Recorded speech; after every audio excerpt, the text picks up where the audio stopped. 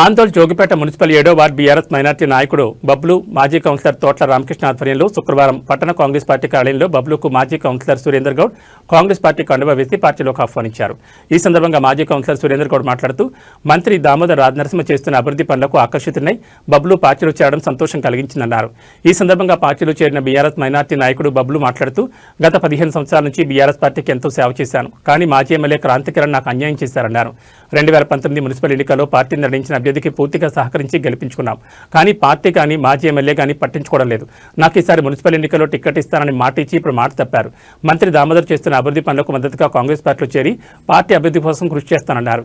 ఈ కార్యక్రమంలో మున్సిపల్ మాజీ కౌన్సిలర్ సురేందర్ గౌడ్, రంగ సురేష్, ఆకుల చిట్టిబాబు, డాకూరి శంకర్, పటోళ్ల ప్రవీణ్, ప్రదీప్ గౌడ్, తోట్ల రామకృష్ణ, నాయకులు కుషికే రాజశేఖర్, గుర్రపు కృష్ణ, ఆకుల నందు, మైనార్టీ నాయకులు గోహెర్, అలీ, యూసఫ్, సంతోష్, శివ, యాదగిరి, అరుణ్, చిన్న తదితరులు పాల్గొన్నారు.